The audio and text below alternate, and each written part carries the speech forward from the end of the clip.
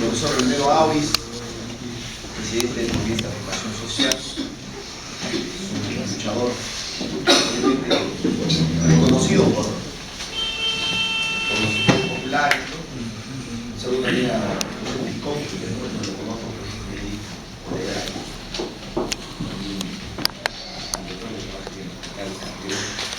interpreta a algunos otros colegas también que no soy identifico, también el profesor Barrera Bazán. Bueno, la verdad que con mucho gusto, por supuesto, presentar cuál es la visión de la Federación Médica Peruana en relación al sistema de salud y en relación a este proceso de reforma que ha sido cuestionado abiertamente por casi todos los sectores que tienen que ver con eso. Ningún gremio sindical, ninguna orden profesional, llámese el colegio médico u otros colegios profesionales, le han dado por lo menos el check y decirle, ¿sabe qué? Este es el proceso de reforma en salud que necesita el país. Por supuesto que necesitamos un cambio, es cierto, porque la situación de salud es dramática, el maltrato a los pacientes desde el punto de vista institucional y del Estado es crónico y es lamentable la situación. Entonces, si me ayudas, por favor. Bien, solamente quiero mostrarles algunas el de adelante. Ya está bien, eso está bien. Bien. La economía mundial, ustedes saben que ha tenido un revés hace unos años atrás. Y producto de ese revés, inclusive, han surgido otras potencias económicas o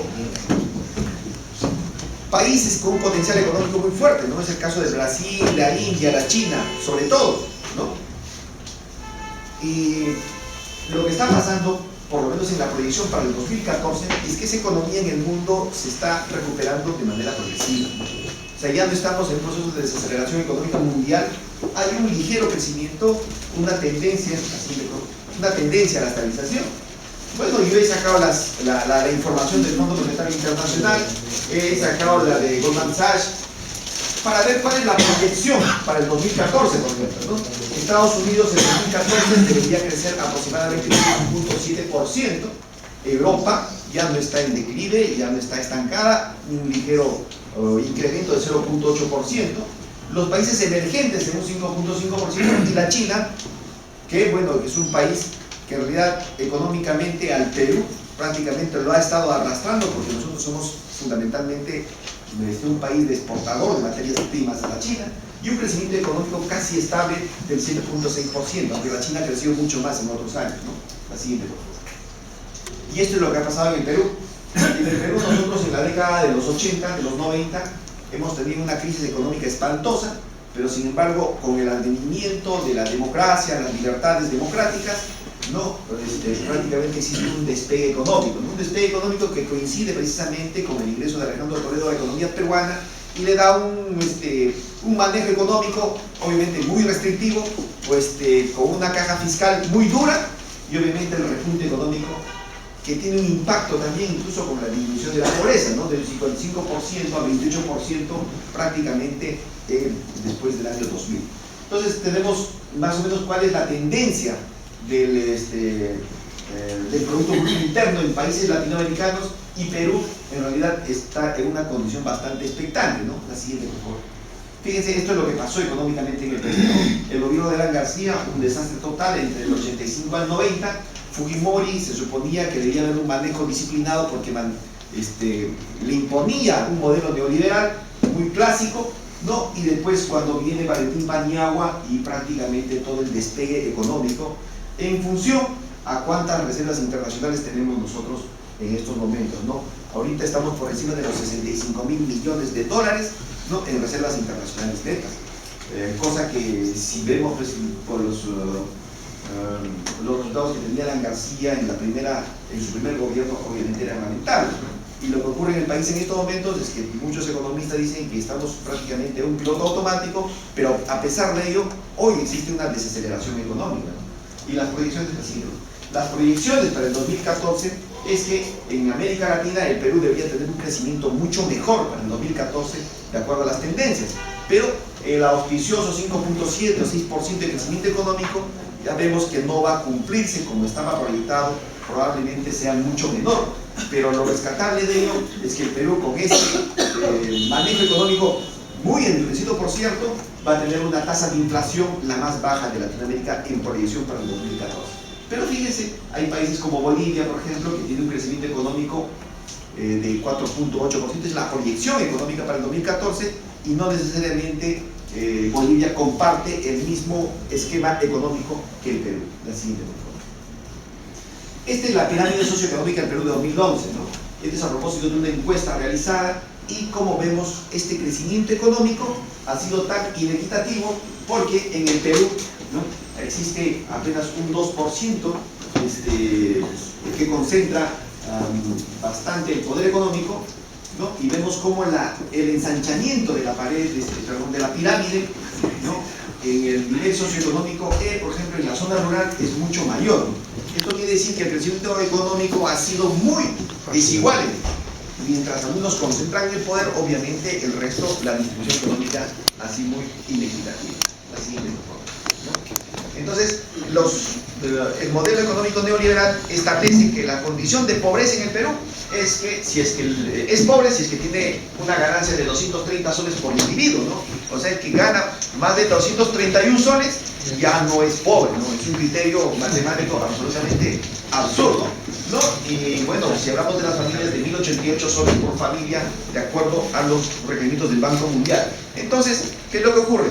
Entonces, este esquema neoliberal tiene, obviamente, un argumento para plantear políticas como el tema de la salud pública en el país, prácticamente focalizando a sectores y bolsones de pobreza, y desconociendo la razón de la salud como un derecho humano fundamental. Total, la salud no debería tener absolutamente ningún tipo de distinción si es rico o es pobre. El Estado debería asumirlo como tal, pero sin embargo eso no ocurre, ¿no? Lo que ocurre es que al pobre le dan apenas un seguro integral absolutamente escaso, quebrado, con muchas deficiencias, y obviamente la perspectiva de lo que pueda ocurrir en salud es lamentable para muchas personas. Vale, la siguiente. Quiero mostrar algunos cuadros que son importantes y que deben tener, debemos tener presente. Una de las mediciones de inequidad en el mundo es la mortalidad materna, ¿no? ¿Cuántas mujeres se mueren, ¿no? Entonces es proporcional, directamente proporcional a cuán igualitario es el sistema de salud, ¿no? O cuán bueno es el desarrollo económico de la sociedad, ¿no? En el Perú hemos tenido una tendencia a disminuir la muerte materna, es cierto, pero no con la misma velocidad que nosotros hubiésemos querido. Entonces, por lo tanto, a pesar de existir un crecimiento económico en la última década, que prácticamente se ha quintuplicado, se ha duplicado el PBI y las reservas internacionales netas, la mortalidad materna no ha disminuido como debería ser. La siguiente, por favor. Entonces, son datos importantes que quisiera que vean, por ejemplo, cómo ha sido el tema de la mortalidad materna entre el 2007 al 2011, ¿no? Siempre la zona rural ha tenido un impacto mejor, porque el crecimiento económico ha tenido un mejor impacto en la zona urbana, pero en la zona rural el impacto económico es mucho más limitado. En todo caso, eso también tiene impacto en la salud. Es por eso que en la zona urbana la mortalidad materna es mucho menor que en la zona rural, ¿no? Aún se mueren mujeres en el país, ¿no?, por temas que tienen que ver con el embarazo, con el parto y por el puerperio. Entonces, es un dato importantísimo que nosotros en medicina y salud pública lo tomamos como un elemento de medición, ¿no?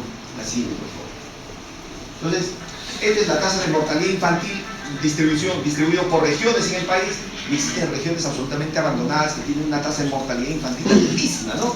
Como es el caso de Puno, de Loreto de Cusco, Madre de Dios, Huancavelica, Ucayali, ¿no? Y aparentemente Puno es una zona de alto tránsito, bastante negocio, mucho movimiento económico, ¿no? Cusco, ni qué decir, ¿no? La capital histórica, ¿no?, el ombligo del mundo, una zona turística por excelencia, ¿no?, que tiene también además yacimientos mineros, un centro energético importante, el más importante de repente del Perú, pero sin embargo tiene este problema de salud en el país. Entonces no se puede explicar cómo, teniendo tanto crecimiento económico y teniendo Cusco mucho dinero, puede existir un problema como la mortalidad infantil, ¿no? La siguiente. Y esto es lo que yo he extraído de la Oficina General de Epidemiología, cómo la mortalidad infantil, en vez de disminuir, está aumentando. Entonces nosotros hacemos la medición de cuántos niños se mueren cada año, una tasa por 1000 nacidos vivos. Por ejemplo, el 2011 eran de 16, por 1000 nacidos vivos, el 2012 de 17 y el 2013 de 18 por 1000 nacidos vivos. O sea, en lugar de disminuir la mortalidad infantil en el país, ha comenzado a elevarse. Y esto tiene algún grado de explicación y tiene que ver bastante con la administración y la gestión del Ministerio de Salud, por supuesto, porque, por ejemplo, las enfermedades que se previenen por inmunizaciones han tenido una cobertura muy limitada y nos hemos quejado en temporadas de huelga y sin huelga que no hay vacunas en los hospitales, ¿no? Que no hay medicinas en los hospitales y la situación cada vez es peor, ¿no? Entonces, para comparar, ¿no?, cómo han sido los resultados de los últimos años. Los resultados de los últimos años, entre el 2010 al 2013, son obviamente cada vez peor, ¿no? El exministro Alberto Tejada ha manejado una gestión obviamente con estos resultados, pero sin embargo cuando entra Midori Haish, si en 2011 se morían 361 niños por neumonía, en 2013 se morían 402 niños por neumonía. O sea, en vez de disminuir, ha aumentado. Y, por ejemplo, podemos ver ahí los casos notificados de Plasmodium viva, que es la malaria, ¿no? De 29.339 casos en 2010, en 2013, en la gestión de la ministra, 48.380 casos, ¿no? Si nosotros vemos el tema de la tos ferina, por ejemplo, es más alarmante todavía.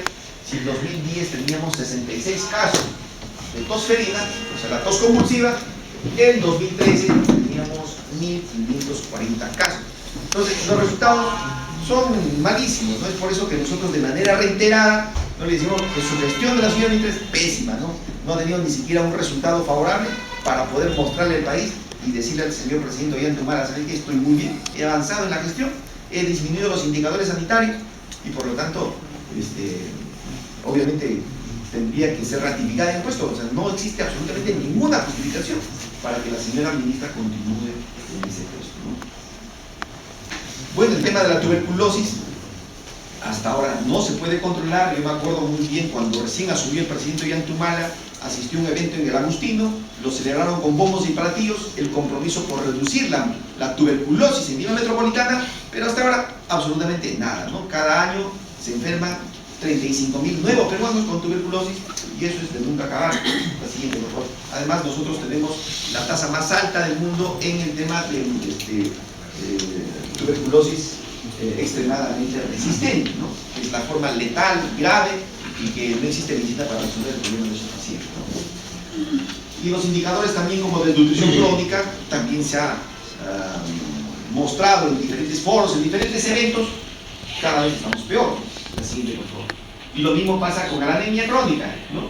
En menores, en niñas y niños de 6 años o menores de 5 meses de edad, como vemos, por ejemplo, si bien en el nivel nacional, ¿no?, el ligero incremento de la desnutrición crónica, ¿no?, resulta evidente de que el manejo nutricional en el país no está siendo el más adecuado.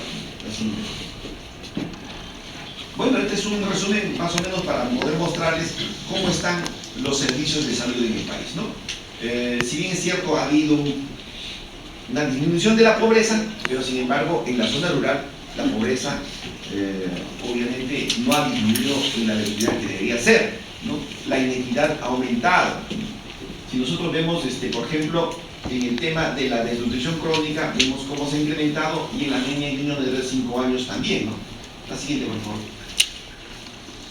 Bueno, vamos a pasar a otra parte de la exposición.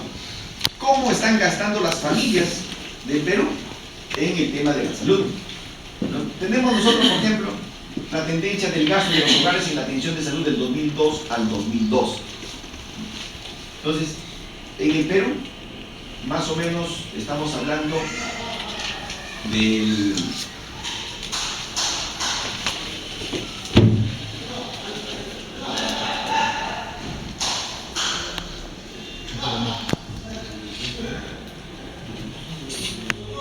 que cada vez más los ciudadanos peruanos están gastando más dinero en la compra de servicios de salud, ¿no? Esa es la idea central de esta diapositiva. Los peruanos, en vez de disminuir su gasto de bolsillo, cada vez se está incrementando un poco más. Entonces, se supone que hay un crecimiento económico en el país en el cual el Estado debería responder por la salud de todos los peruanos, pero sin embargo, cada vez más está incrementándose el gasto de bolsillo. O sea, cada vez más el paciente que acude a los hospitales no solamente compra las medicinas, no solamente paga los servicios, sino que tiene que comprar inclusive una serie de instrumentales para poder resolver sus problemas sanitarios. La siguiente, por favor, ¿no?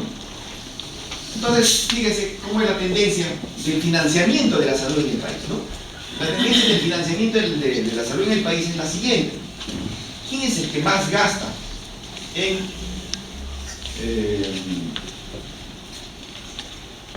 financiar la salud? ¿No? Ahí dice el gasto de bolsillo. Y el gasto de bolsillo significa lo que hace un momento les comentaba, ¿no? El paciente que va al hospital, el paciente que va a la clínica, prácticamente invierte más dinero en el país, ¿no?, que lo que el propio Estado debería hacer. Fíjense, si el presupuesto que el gobierno le da en la segunda columna, ¿no?, es más o menos 11.000 millones de soles, del bolsillo de los peruanos sale 11.500 millones de soles, ¿no? El seguro social, obviamente que es prácticamente dinero privado porque a los trabajadores nos descuentan, ¿no?, mensualmente, es el que aporta 7.500 millones de soles. Y para el año, me parece que es el 2013, 2012, ya había proliferado la venta de seguros, ¿no? La venta de seguros en las cuales existía en la burocracia privada, sobre todo, donde si querías ingresar a laborar o si quieres ingresar a laborar, tienes que comprar algún tipo de seguro. Seguro para el parto, seguro para el cáncer, seguro contra accidentes y una serie de seguros. Esa venta de seguros obviamente cada vez es más compulsiva, ¿sí? Si para ese momento que hicieran esta diapositiva era de 1.000 millones de soles en seguro privado, en estos momentos por lo menos resulta ser 2.500 millones de soles en venta de seguros. ¿Eso qué significa? Que en estos momentos ya el Estado está renunciando a cubrir la salud de todos los peruanos y le está diciendo a cada peruano, ¿sabe qué? Si quieres estar con algún tipo de seguro tienes que comprarlo porque ya el Estado no te va a cubrir. La siguiente diapositiva. Esta es la diapositiva en la cual se ve cuál es el presupuesto del sector salud, ¿no?, para el año 2014. 11.000 millones de soles aproximadamente. Entonces nosotros, cuando vimos que el presupuesto del 2013 era más o menos de 10.500 millones de soles, 11.000 millones, bueno, debería mejorar un poco en algo el tema de la crisis de los hospitales, ¿no? La siguiente, por favor. Pero sin embargo, este es un resumen de algunos hospitales públicos en Lima metropolitana de cómo está la proyección presupuestal. Y en relación al 2014, que estamos viviendo ahora, y lo que pasamos el año pasado, el 2014 tiene una proyección presupuestal menor que el 2013. Yo creo que eso es parte de una tesis importante que se sostiene de que en estos momentos la política sanitaria del país está en una perspectiva de ahogar a los servicios públicos, porque ahogando los servicios públicos va a existir la justificación necesaria de que van a tener que atenderse en el sector privado. Entonces no existe mayor interés en el fortalecimiento del sector público como tal, y eso refleja la intencionalidad por qué se han disminuido los presupuestos de los hospitales en el país, ¿no? Y es cierto que en estos momentos tanto la seguridad social como el seguro integral de salud se han convertido prácticamente en operadores financieros, ¿no? Y eso sí, dentro de los lineamientos de la política de la reforma de la salud que está implementando el Ministerio de Salud en estos momentos, va a tener algún grado de potenciación, de mejoramiento en estos operadores financieros. Pero vamos a ver cuál es la intención real. Bueno, vamos a hablar un poco de los sueldos, ¿no? Lo que resultaba que uno ganaba en 1980, ¿no?, prácticamente resulta ser hoy el 18% de lo que era el 81, el sueldo de lo que tenemos ahora resulta ser el 18% de lo que era en 1981, ¿no? Entonces ahí habla del maestro, por ejemplo, que hoy gana 1.200 soles, en el 81 Si retrocedemos, debería estar ganando en estos momentos 6.666 soles. Y lo del médico, más o menos va en la proyección, en estos momentos su salario equivaldría a 19.000 soles, si nosotros quisiéramos guardar la misma proporción, ¿no? Entonces, ¿quién dice eso? Lo dice el doctor Alfredo Villavicencio Ríos, que ha sido viceministro de Trabajo en la época de transición democrática con Valentín Paniagua, ¿no? Y está en la revista número 233 de ahí, la siguiente. Bueno, entonces este es el tema ahora, ¿no?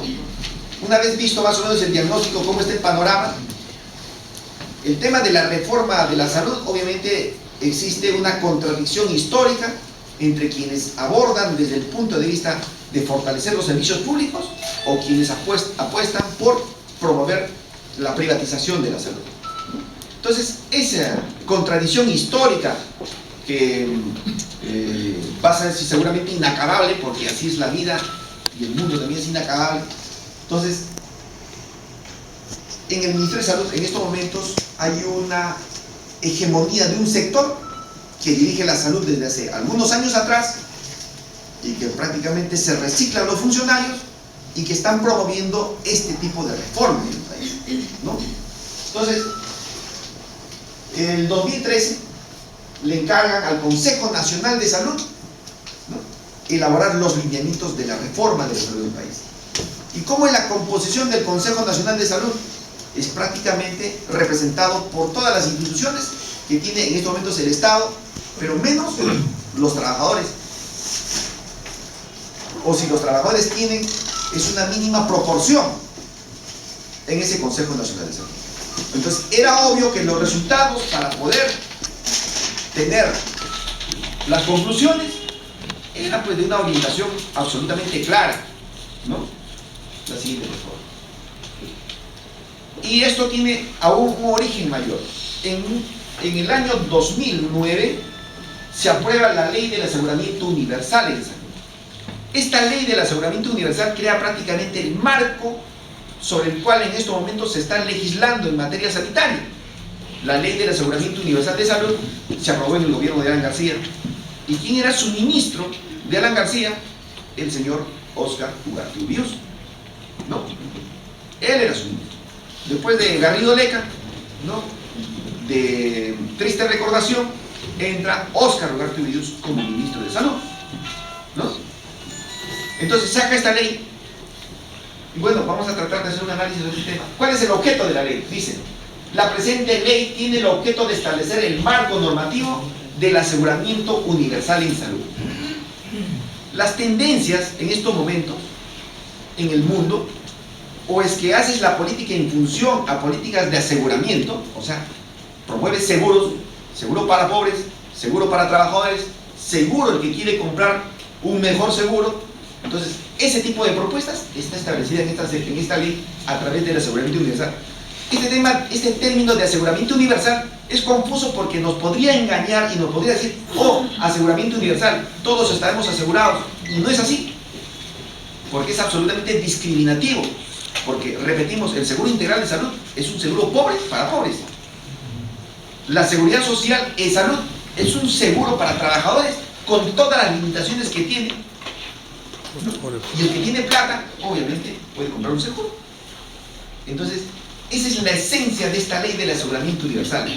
En cambio, las tendencias universalistas, me refiero a que la salud debe ser considerada como un derecho humano fundamental, en América Latina tienen algún impacto favorable en lo que significa la política, por ejemplo, sanitaria en Ecuador, o lo que pretendieron hacer en Brasil, ¿no?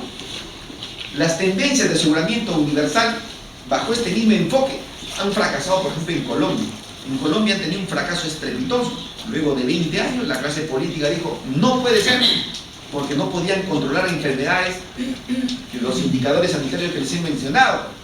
Pero no solamente era eso, sino era la satisfacción del usuario, porque el usuario tenía que hacerle juicio a las aseguradoras para ver si es que podían ser beneficiados de la atención sanitaria. Y muchos de ellos muertos ganaron el juicio, pero obviamente ya no se podía hacer nada, ¿no? Entonces, este término de aseguramiento universal en salud es un término engañoso que finalmente a veces confunde a la población, y lo que nosotros buscamos es la seguridad social universal. Es un concepto absolutamente diferente. La siguiente, por favor. El artículo 3 de esta ley del aseguramiento universal de salud dice: del aseguramiento universal en salud. El aseguramiento universal en salud es un proceso orientado a lograr que toda la población residente en el territorio nacional disponga de un seguro de salud. Disponga de un seguro de salud, dicen, ¿no? Pero no sabemos si ese seguro le cubre todas las enfermedades o tiene que hacer algún copago, ¿no? O no se sabe qué tipo de seguros. Puede haber un seguro para cáncer, un seguro para accidentes, un seguro para partos, un seguro para cesáreas, un seguro para cualquier cosa, hasta para la diarrea o para una fiebre. Entonces, eso no es ninguna garantía para que la población tenga algún grado de seguridad, ¿no? Si es que alguno cae enfermo, de poder restablecer su salud con el amparo del Estado. Entonces, no es posible que se discrimine con cualquier tipo de seguro, ¿no? Y dice además, vamos a ver, ¿no?, que le permita acceder a un conjunto de prestaciones de salud de carácter preventivo, a un conjunto de prestaciones de salud, o sea que van a poder limitar el conjunto de prestaciones. ¿Por qué no es para todo? Como debería ser, ¿no? De preventivo, profesional, recuperativo y de rehabilitación. Bueno, el resto ya es chamuyo, así. Dice el artículo 7, y fíjense, o sea, yo pienso que esta ley consagra fundamentalmente dos instituciones, ¿no?, que hay que tenerlos absolutamente claros, y que en estos 23 decretos legislativos hacen mención a estas instituciones porque le dan un rol protagónico y fortalecen en alguna medida. Las instituciones administradoras de fondos de seguros en salud. Las instituciones administradoras de fondos de aseguramiento en salud sujetas a la presente ley son aquellas públicas, mixtas o privadas, ¿no? Entonces acá ya le ponen con mayor énfasis que los que van a asegurar también pueden ser privados. Es por ello que las instituciones privadas fueron las que celebraron con mayor énfasis la dación de esta ley. No lo celebró ni el Vaso de Leche, ni el Club de Madres, ni la Federación Médica Peruana, ni la FENUSA. ¿Saben quiénes fueron los que dieron un salto cuando se aprobó esta ley? Fueron los consorcios privados, Oncosalud, fueron la red de clínicas que ya estaban adscritas a los seguros, ¿no? Por ejemplo, los bancos como Interbank, el Banco de Crédito. Ellos fueron los que celebraron cuando se aprobó esta ley del aseguramiento universal de salud.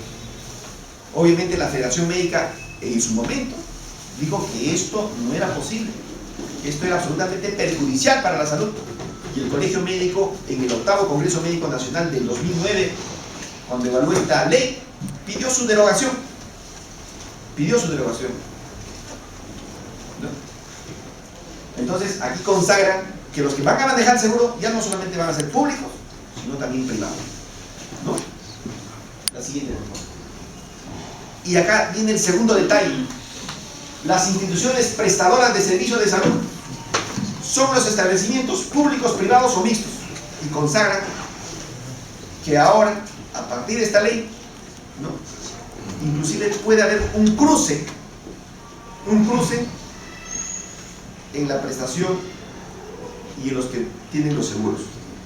O sea que el seguro privado, fíjense cómo es la lógica, el seguro privado puede comprar los servicios de un privado, cosa que ocurre todos los días.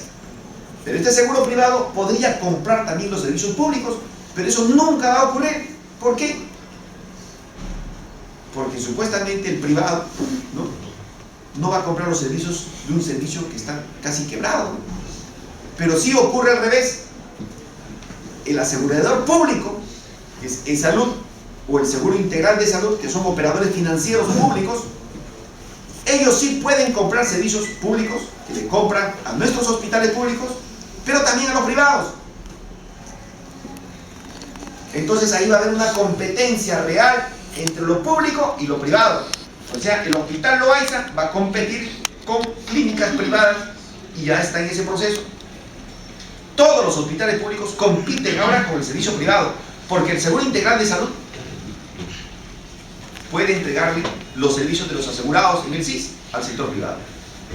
Pero eso dirán, no, pues ya está bien que el privado que pueda atender a nuestros pacientes. Pero las cosas no quedan ahí. ¿Cuál es el objetivo fundamental de un privado? ¿Cuál es el objetivo fundamental de un empresario? Es la rentabilidad. Entonces, si nosotros vemos con ese enfoque de rentabilidad, y eso nosotros lo vemos los médicos todos los días, ese enfoque de rentabilidad hace que los pacientes inclusive se hagan procedimientos innecesarios. ¿Por qué? Porque si es que se hace eso, se gana más plata. Es una cuestión lógica. Es por eso que cuando se vio la ley de las EPS, la cesárea es un procedimiento de parto quirúrgico que obviamente cuesta más caro que un parto normal. Comenzó a elevarse la cantidad de cesáreas en las clínicas privadas. ¿Por qué? Porque el seguro pagaba y por lo tanto obviamente la ganancia era mayor. Y eso es lo que ocurre. Por eso nosotros sostenemos desde la Federación que el espacio donde a uno le da la seguridad y la garantía de ejercer la salud como un pleno derecho humano, como debe ser, y donde se atiende realmente con mejor adherencia a los protocolos internacionales, a la medicina basada en evidencia, es en el servicio público. Y es por eso que nosotros somos defensores del servicio público, con todas las deficiencias, con todas las limitaciones, con todas las quejas de los pacientes, inclusive cuando un paciente es hospitalizado y se tiene que manejar dentro del hospital, obviamente es mucho mejor que en el sector privado. Y no lo digo yo, sino porque existen estudios de investigación que han comparado el servicio público con el servicio privado, y esa es la conclusión de casi todos los estudios, ¿no? La siguiente, por favor. Entonces, el Consejo Nacional de Salud en junio del 2013 publica los lineamientos de la reforma, y fíjense solamente para mostrar dos observaciones. La universalización de la protección social en salud en la página 19. Estos señores ya no hablan de derecho humano fundamental de la salud, sino hablan de protección social en salud, que es un término absolutamente mercantilista, ¿no?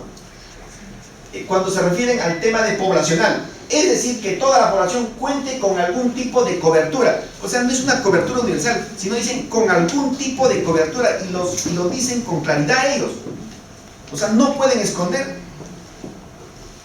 de no protegerte contra todo, porque si te protegen contra todo, el sector privado no va a poder vender algún servicio, ¿no?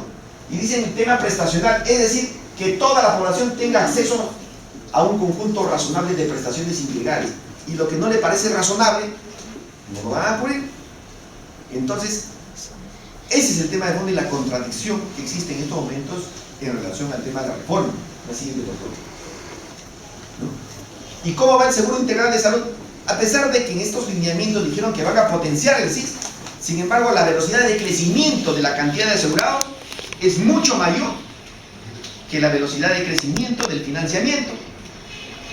¿No? Si en estos momentos existe más o menos la tendencia de cubrir a 15 millones con el Seguro Integral de Salud, pero la posibilidad de responder económicamente es limitada. Y nosotros lo vemos todos los días, porque el paciente tiene que comprar muchas cosas que supuestamente el seguro debe cubrir, pero no está, no hay medicinas. Los laboratorios no están como deben estar. Los servicios de radiodiagnóstico como tomografía o resonancia magnética son de terceros, no son del Estado, y por lo tanto el paciente lo tiene que pagar, ¿no? Entonces es por eso que el gasto del bolsillo es altísimo y se ha elevado mucho estos últimos años. La siguiente. Bueno, esta es la organización actual, cómo está funcionando el sistema, y esto no están pretendiendo resolver hoy los señores del Ministerio de Salud. ¿Por qué? Porque aún seguimos en un proceso de fragmentación. El MINSA maneja prácticamente Lima metropolitana, y los gobiernos regionales, incluido el Callao, cada uno maneja sus instituciones. La seguridad social prácticamente no tiene ningún vínculo con el Ministerio de Salud, y las Fuerzas Armadas y Fuerzas Policiales tampoco. Entonces, el Ministerio de Salud, que debería ser el ente rector en materia sanitaria en el país, no asume ese rol. Tiene muchas limitaciones. La siguiente. Bueno, solamente para mencionarles los problemas que tenemos ahora con el tema de la huelga, ¿no? En el acta del 2012, cuando nosotros suspendimos la huelga, dice ahí, de repente para aclarar bastante el tema que a veces es un poco confuso, que se emitirá, uno de los acuerdos dice, se emitirá una resolución ministerial en un plazo no mayor de 5 años, bueno, 5 días, que elaborara una propuesta de reestructuración del sistema remunerativo de los profesionales médicos del sector salud a nivel nacional, en la que se tendrá en consideración la ley del trabajo médico, cautelando los derechos adquiridos. Para nosotros la ley del trabajo médico ha sido una lucha histórica de generación anterior, que ha permitido conquistar esta ley con 100 días de huelga, 106 días de huelga nacional indefinida. Y obviamente este Ministerio de Salud, sin ninguna consideración, prácticamente la ha liquidado de muerte, ¿no? Bueno, y además dice que tomará en consideración un incremento mínimo de 1.500 soles, de acuerdo al nivel que corresponde a cada médico. O sea, está clarísimo, ¿no? Y cuando nosotros le decimos, cumple el acta, se niegan. No, no es así. Y entonces ahí están todos los que firman. Es acta en materia remunerativa, ¿no? La siguiente, por favor. Entonces, se forma la comisión a través de esta resolución ministerial. Esta es la 850 y la firma Midori y Harry Portillos. La siguiente, por favor. ¿No? Ahí está. Quienes lo conforman la comisión. Y Midori y Harry hace una semana atrás, unos 10 días atrás, dice: me arrepiento de haber firmado esa resolución ministerial. La siguiente. Entonces, el acta del 2013, ¿no?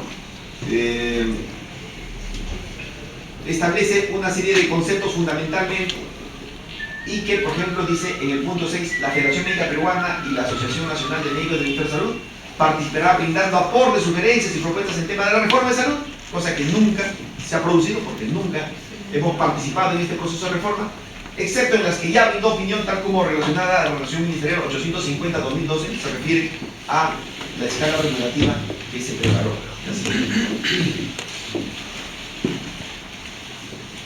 Bueno, y este decreto legislativo 1153, cuestionado por todos los sectores de la salud, que estamos pidiendo obviamente su relación, su derogatoria, pero sin embargo está ahí ese decreto legislativo y no recoge en absoluto lo que se proponía en los acuerdos de finalizar las huelgas anteriores. La siguiente, por favor.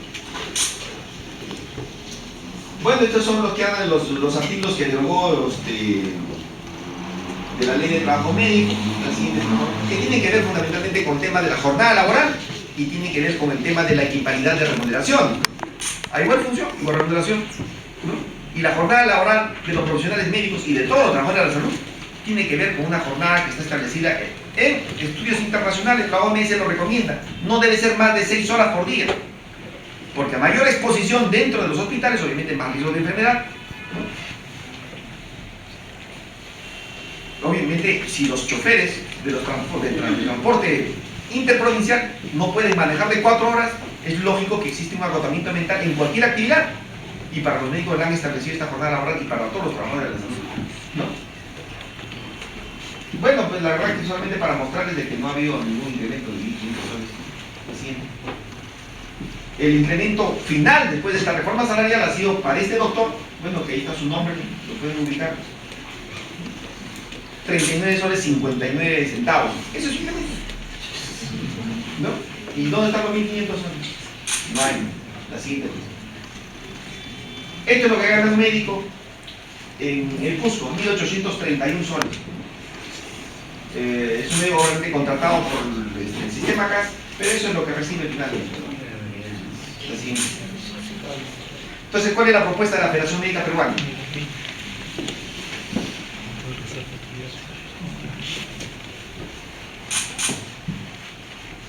Nos ratificamos en que el Estado peruano cumpla con los compromisos nacionales e internacionales para hacer efectiva la salud como un derecho humano fundamental. Y pienso que ese concepto es importantísimo, que tiene que resaltarse. La salud es un derecho.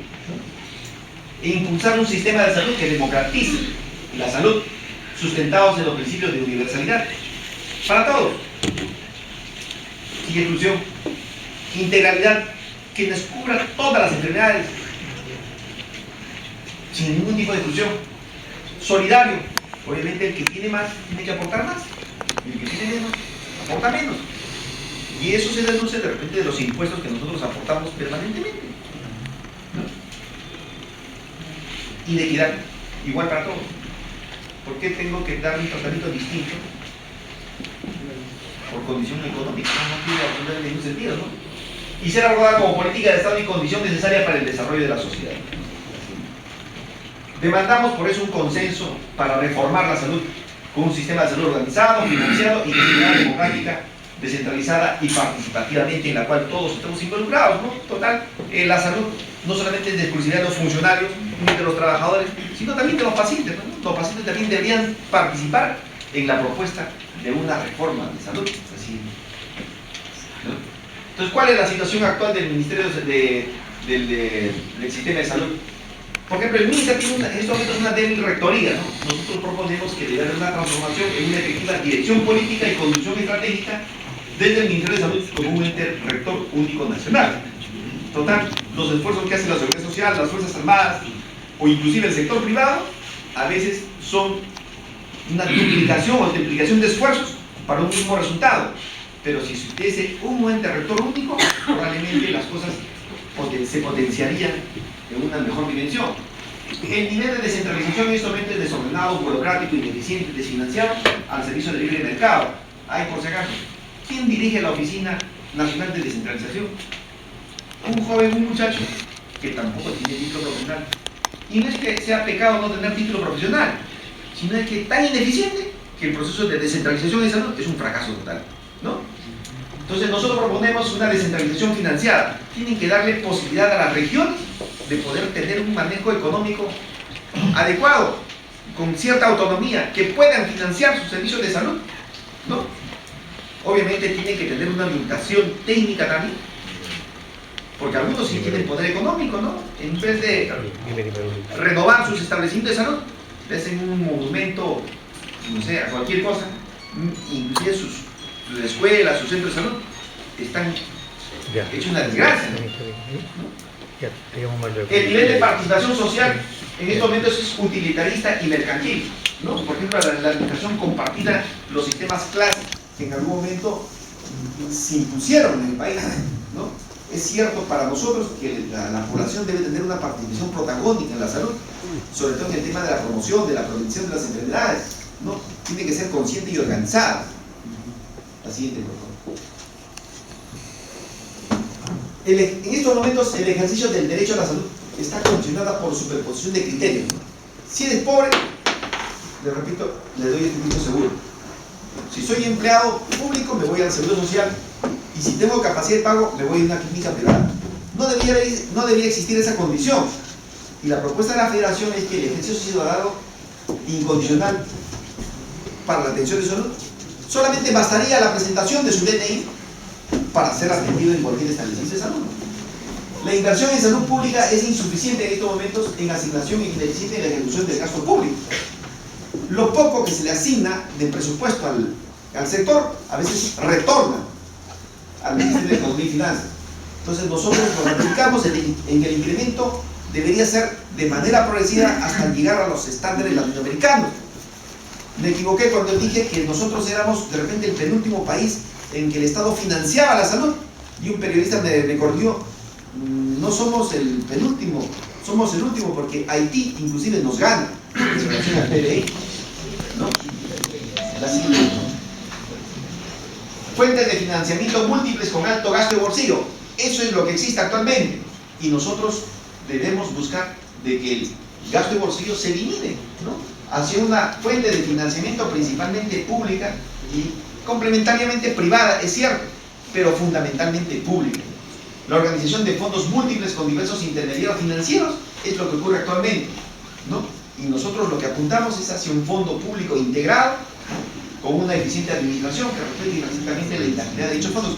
Eso quiere decir que esto tiene que ser un proceso, porque obviamente los temores de la seguridad social, ¿no?, es que esos fondos se utilicen para poder financiar la salud de los pobres, cuando lo que tiene que ocurrir es que el Estado peruano tiene que fortalecer el sector público, en este caso el Ministerio de Salud, para llegar a más o menos y equiparar el presupuesto de la seguridad social para entrar a un proceso de integración fundamentalmente, ¿no? La siguiente, por favor.